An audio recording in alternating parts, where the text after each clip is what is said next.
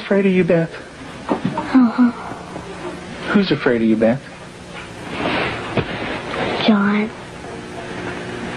Your brother. And what is your brother... Why is your brother afraid of you? Because I hurt him so much. Mm-hmm. Okay. And what... At nighttime, what do your parents do to your door? Lock it shut. Why do they lock it shut? Because they don't want me to hurt John. Right.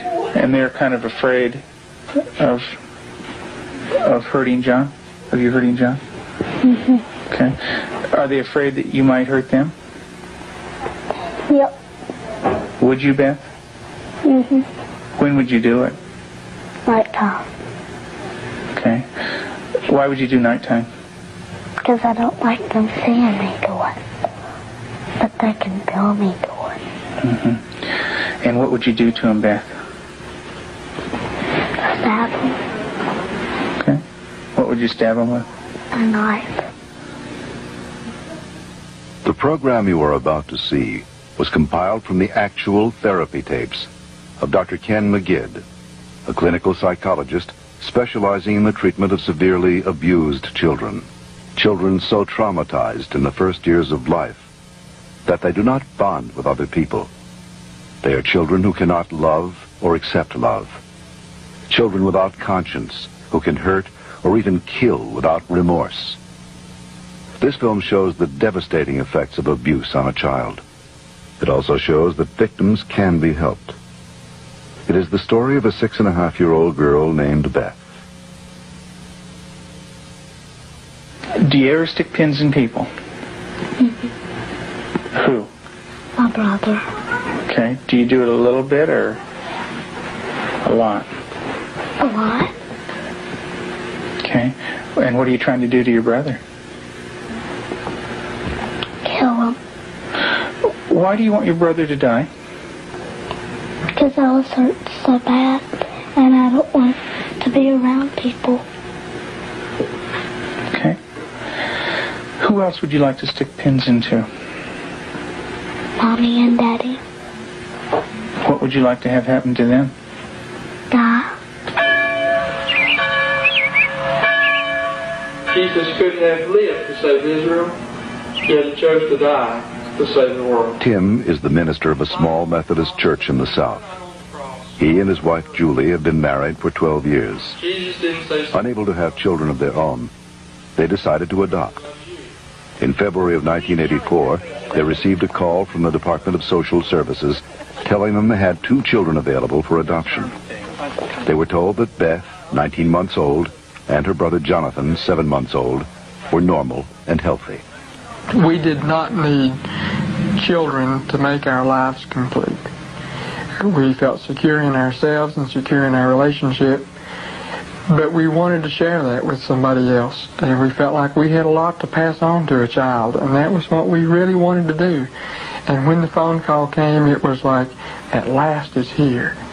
It seemed like a miracle. It had happened so quick. We'd heard of couples having to wait 5-10 years on a child, and here we had 2 young children. It was like the answer to our dream. Their dream became a nightmare when they realized that Beth and Jonathan had severe emotional problems. We had the kids with us, Beth and her younger brother John, for probably a couple of months until we began to learn something about their background and their past. And when we learned it, some things seemed to fall in place about her behavior and John's behavior. From several sources, we discovered that they didn't have enough food to eat. That perhaps even Beth went all day maybe with just a box of Kick cereal. John himself was found in a bassinet with little patches of urine all over it and a dirty diaper and a couple of bottles at his feet that had curdled milk, and the back of his head was completely flat. The front of his head had bulged out, and at 7 months he couldn't raise his head, couldn't roll over. He was just had no stimulation. And we think perhaps that had happened to Beth, and it wasn't very long until she began showing some signs of perhaps even some abuse. There was a nightmare that she had, and the nightmare was about a man who was falling on her and hurting her with a part of himself. Tell me about your birth father. What was that nightmare like? When he touched my vaginas Okay. until it bled, hurt it a lot until it bled, and wouldn't feed me a lot. He'd hit on me, wouldn't be very nice to me. How old were you? 1. And in your nightmare, what happens? I get real scared. Where are you in the nightmare? What happens in the dream? I'm in the house, upstairs. And then what happens, Beth? When he comes upstairs and, hurt. How do you feel when you talk about this? Scared. Where's your birth father? What's he doing?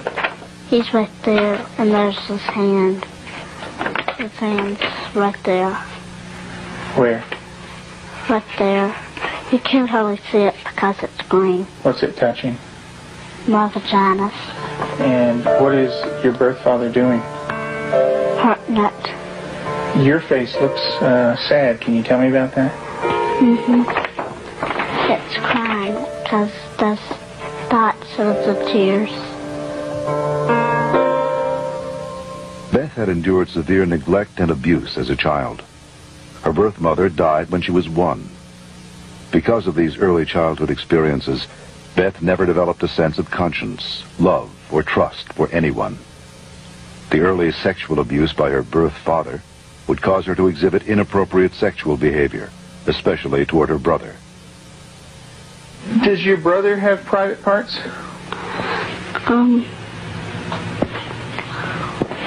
Yeah. Yeah. What is his private parts? Penis and butt. And what do you do with your brother with his private parts, Beth? I heard it. Tell me about it. What do you do? Now, I pinch it.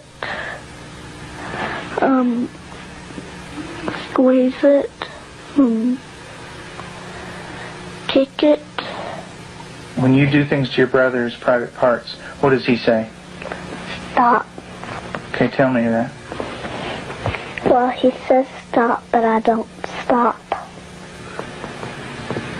Do you hurt him? A lot. Okay.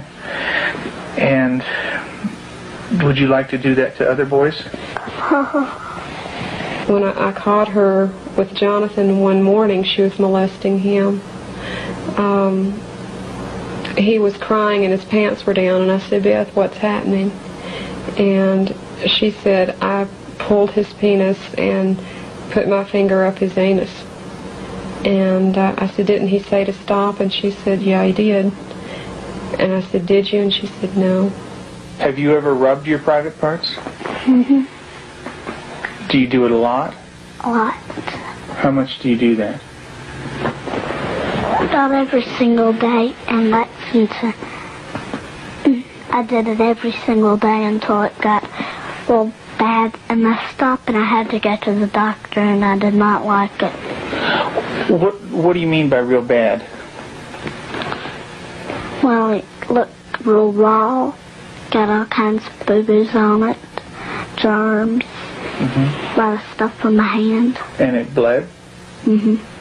She started to masturbate at inappropriate times.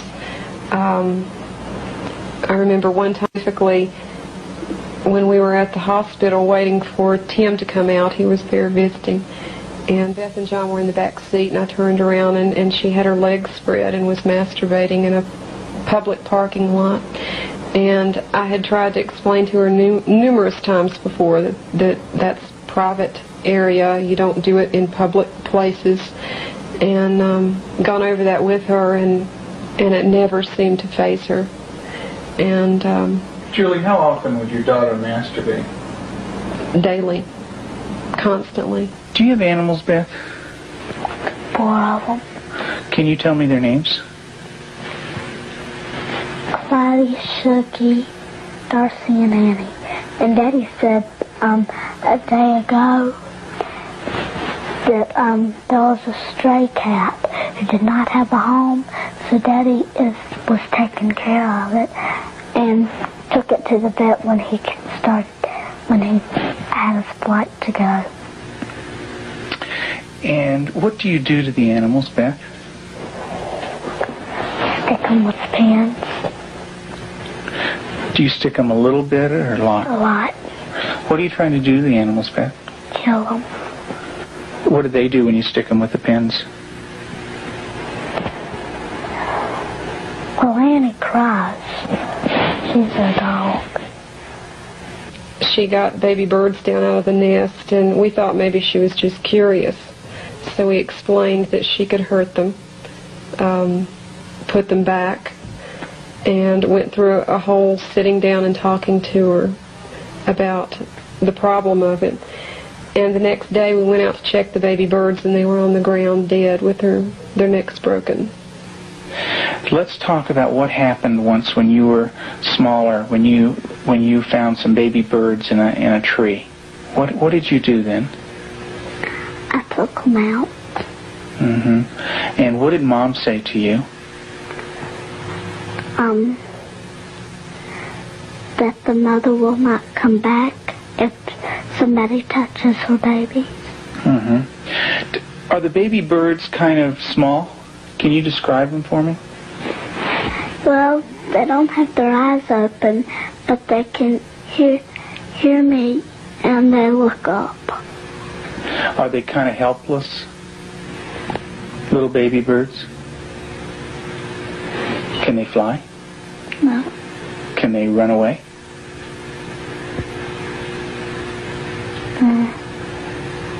Yes. They can? Are they easy to catch or hard to catch? Hard. Yeah. Well, it's hard to remember. With the baby birds, what did you do? Took them out of the tree. And what did you do with them? Played around too rough. Also, when at the end, I picked it up and I thought it was Dad, and I came to say, Mommy, is this bird dead?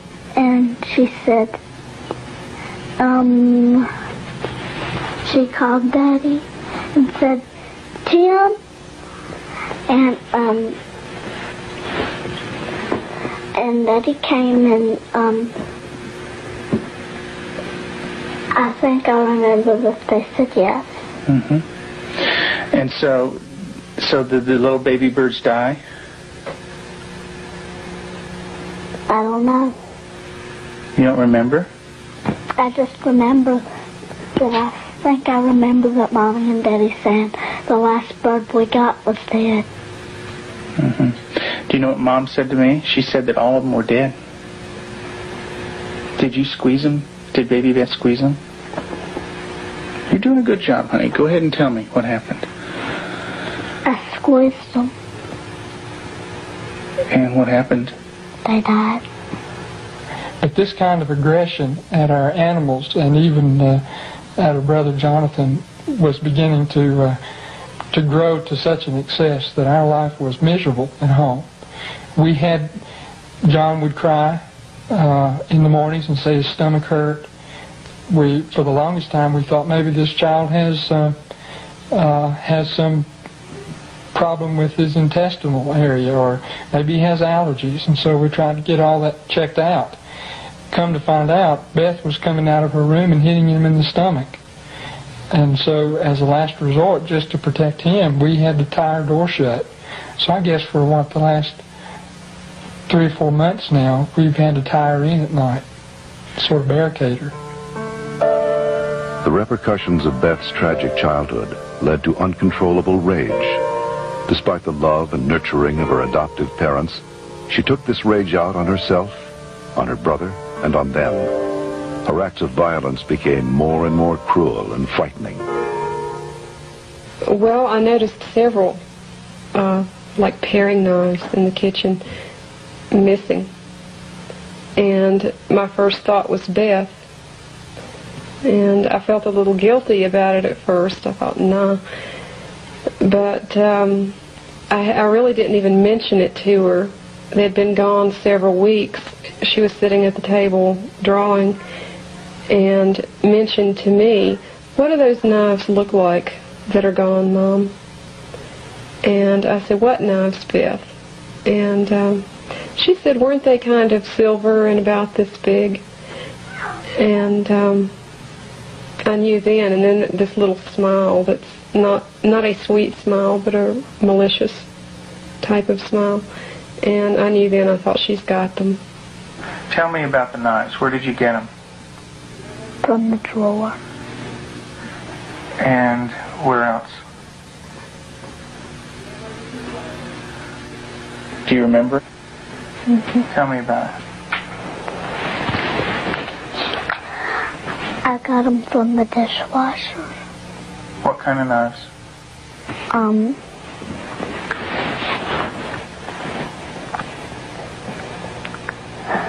Big sharp ones. And what do you want to do with those knives? Kill John and Mommy with them, and Daddy. And when Mommy asks you about where the knives are, what do you say? I don't know where they are. What did you think she might do with the knives? My first thought was Jonathan. And the reason we thought that was that she had, by this time, she had tried to kill John on several occasions and openly admitted that. In the basement, she was hitting his head against a cement floor. I heard his screams and ran down and had to literally pull her hands off, and she looked wild-eyed. Did you get real mad at him? Did you hit his head real hard? Tell me about it. How many times did you do it? A lot? What was the floor like? Cement. And what happened to your brother? Tell me about it. His head hurt real bad, but his chin, he had to have stitches in it. Could you stop? Use your words, Beth. No. Okay. What was your brother doing when you were doing this? Playing with the toys. Okay. Was he asking you to stop when you were doing it? What was he saying? He was saying, "Beth, stop." And what did you do? I didn't stop. I just kept on hurting him. What were you thinking when you were doing that? Thinking of killing him. How did you stop? What made you stop? When I heard Peter walking across the kitchen. Mm-hmm. It made me stop because I thought Mommy and Daddy were coming. Okay. Did Mommy come? What did she do? She sent me to my room. Okay.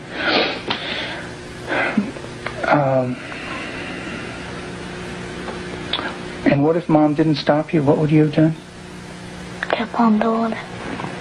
And what about... After evaluating the extent of Beth's psychological problems, Dr. McGidd felt that for the well-being of the family, Beth needed to be temporarily separated from them. In April of 1989, her parents brought her to a special home with an expert at raising children with early attachment disorders, especially children who are dangerous to themselves and others.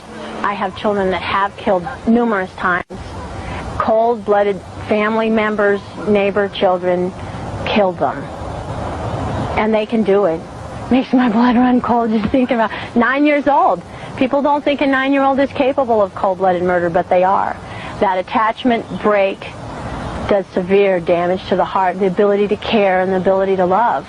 If they don't care and they don't love, They're capable of anything. We're very strict about everything. Everything is completely monitored. We take complete control because a child who's unattached does not trust. And because they don't trust, they don't allow anybody to be boss of them. So we take complete control. They are not boss of anything. They have to ask to get a drink of water. They have to ask to go to the bathroom. They have to ask to leave our sight. Part of that is because we cannot trust them because of the damage that they've done before. Beth, would you like to say grace, please? Dear Heavenly Father, thank you for this good day and everybody doing good. In Jesus' name, amen. Amen. They believe that they're evil. They believe they're from the devil. They believe that they are not a person of value. And we have to change that, and we have to build that from a child who's nothing, who's a bad kid in their own mind, to a child who's valuable and loving, and they see themselves as that.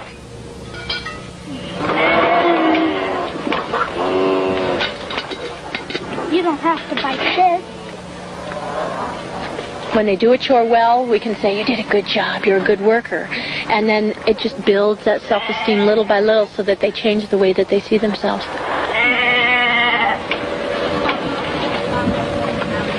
Several months into treatment in this controlled environment, Beth had made progress, and her therapist decided to loosen some of the controls. Anybody wants some more? I've seen that. Beth continued to show signs of improvement. She began to develop a sense of right and wrong. She seemed to respond to affection, was more outgoing. Gosh, you don't have to like. She went to public school, made friends at the local church, and even sang in the choir. And you're going to go into Sunday school again this morning? Yeah. Get stickers? Maybe you could put one on your nose.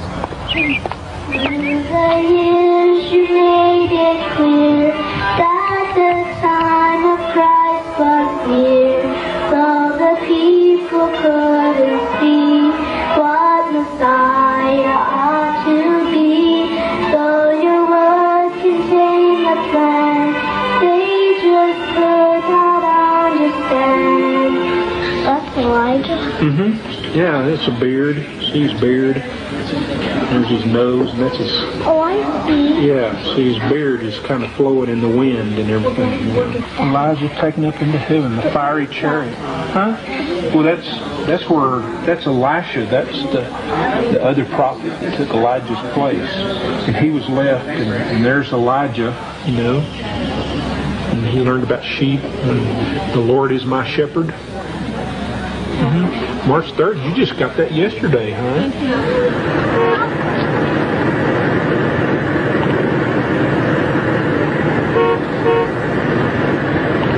In the beginning, we couldn't trust her with anything. She was locked up at night. We had alarms on the door at night so she wasn't sneaking around doing things with the other children.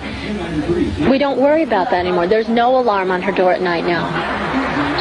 She sleeps in the same room with my own daughter, and I trust her that much. She brushes the dogs, and I trust her that much.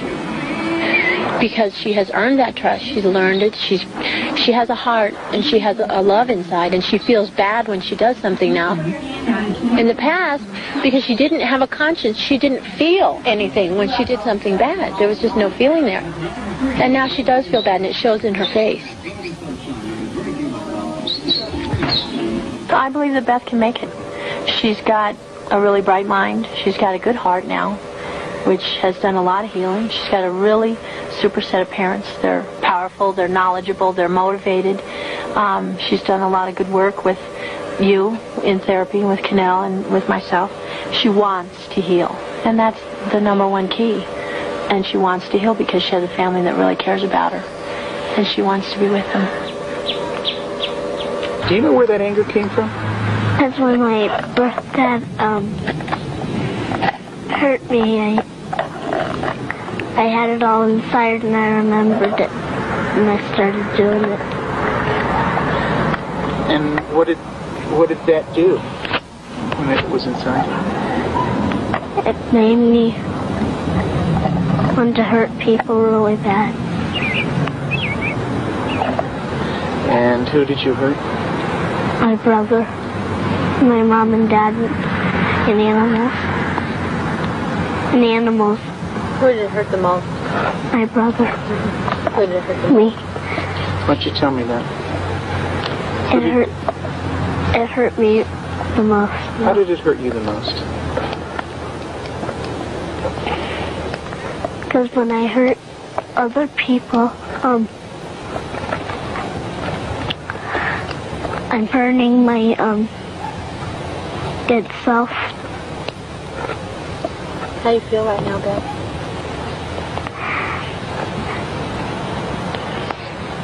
Sad. It's kind of tough to talk about, isn't it? Yes. It is. Beth gave her last interview for this film in December of 1989. Although she had made progress, she would still need extensive therapy. Not all abused children are as deeply scarred as Beth, but all abused children suffer a profound hurt for the rest of their lives. The road to recovery is long and hard for the abused child. There are more than 1 million new victims of child abuse in America every year.